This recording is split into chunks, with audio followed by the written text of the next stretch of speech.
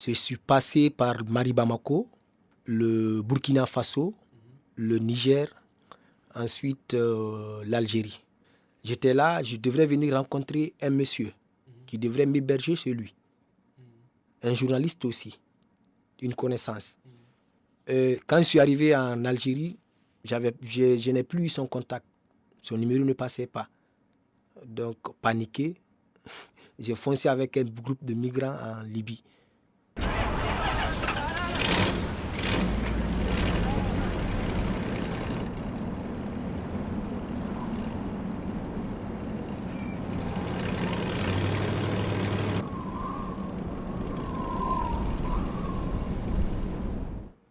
Il a contacté ses passeurs. Ils nous ont mis dans des pick-up au nombre de 35 comme ça, dans des pick-up Land Cruiser. Et on était tellement serrés de telle sorte que d'autres avaient perdu conscience. Et t'imagines, on est passé sur le désert parce qu'on ne pouvait pas prendre la route. Il y avait des milices partout. Mais ce qu'on ne savait pas, c'est que le chauffeur qui devrait nous conduire vers Tripoli était lui-même un milice. Il faisait partie d'un groupe de milices. C'est un revendeur au fait. Lui aussi, c'est son marché, ça. Il vient, il négocie avec les milices, il nous revend. Et arrivé à Ben Walid, c'est une ville carrefour où à partir de Sahaba et à partir de Gadamez, pour rentrer à Tripoli, il y a une ville carrefour. Forcément, il te faut passer là-bas pour rentrer à Tripoli. Arrivé là-bas, il nous a revendu à un groupe de milices. Et le groupe de milices avait pour rôle de vous acheter, vous mettre dans des prisons, de vous revendre ou vous demander d'appeler vos parents, leur dire que vous êtes en prison. Ils vous donnent le numéro d'un compte où les parents vont mettre l'argent. Si c'est à partir de l'étranger, ils mettent l'argent sur ce compte, on te libère. Mais ce qu'il faut savoir, même si on te libère là-bas, il y a un autre encore qui va te reprendre.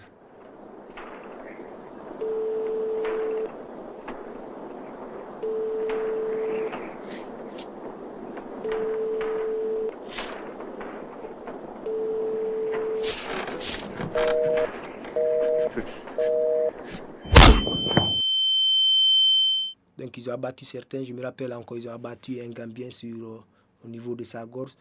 Il est assis. Quand il a tiré, des fois il tire à l'air pour nous faire calmer parce qu'on est nombreux.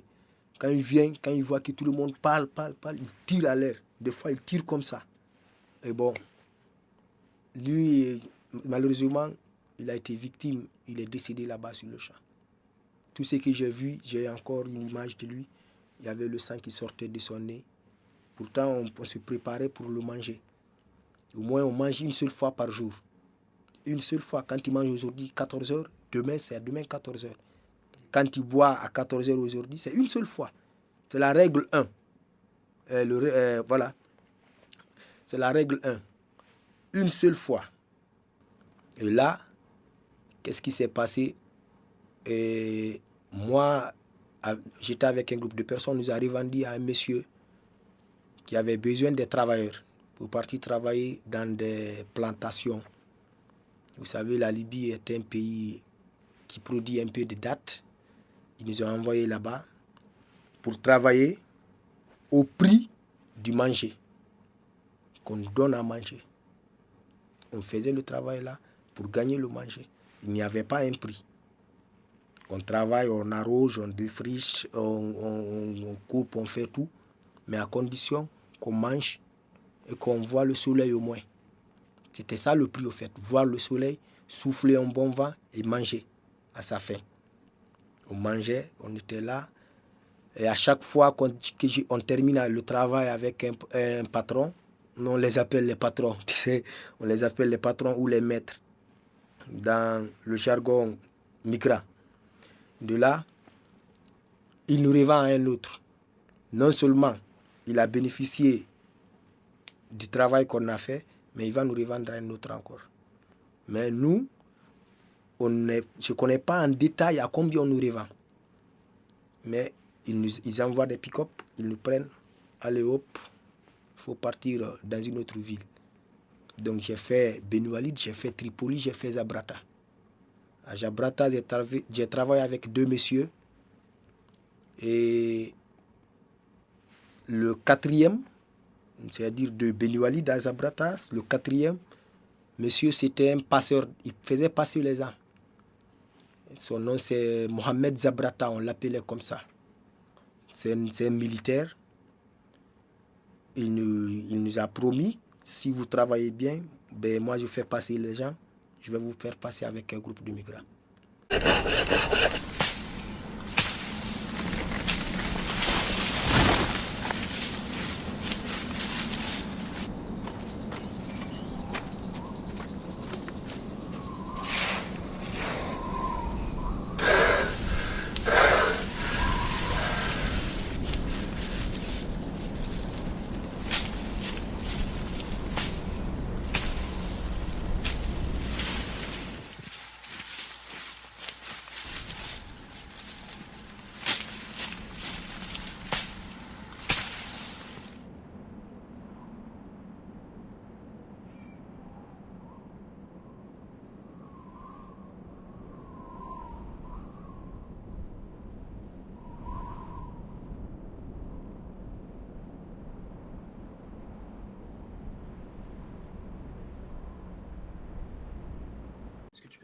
Donc une journée dans la plantation, au fait, c'est une plantation qui n'est même pas dans la ville. C'est très loin de la ville.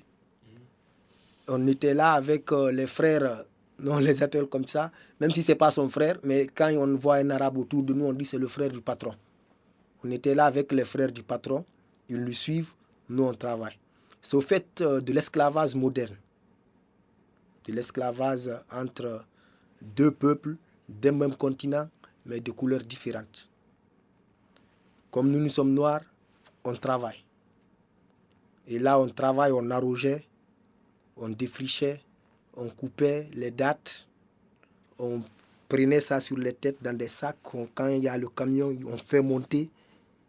Et puis vers la soirée, ils viennent nous prendre. Parce que déjà, il y a 2 ou 3 personnes qui nous surveillent. Vers la soirée, ils viennent nous prendre. Ils nous envoient dans une chambre que je ne peux même pas décrire. On se couche. Le matin, ils nous font réveiller encore. Pourquoi tu ne peux pas la décrire, cette chambre? Donc, ce sont des images, quand ça me vient en tête, ça me fait trop mal. Parce que si je devrais mourir là-bas. Il y avait des insectes qui nous piquaient. C'était trop sale au fait. C'était trop sale. On mangeait dans des bols vraiment sales aussi. Mais bon, on n'avait pas le choix.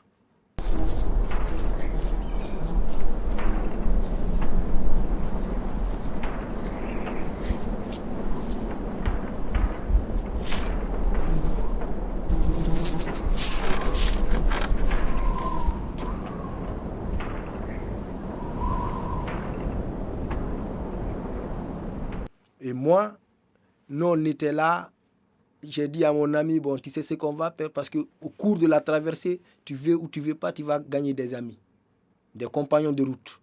J'ai dit à mon ami, bon, on va se concentrer, on va rester. Parce qu'à partir du moment où j'ai vu, on pressait de l'électricité sur des ans, sur les pieds, on mettait le carburant sur tout ton corps, on attend 2-3 minutes, on vient, on te dit, bon, soit tu appelles tes parents, ou soit on te branche le courant. On te branche de l'électricité. Ben, j'ai dit, mon ami, avec la patience, certainement, on va s'en sortir. Mais là, même si on fuit ici, on ne sait pas là où aller. J'ai fait 3 ans presque dans ce travail.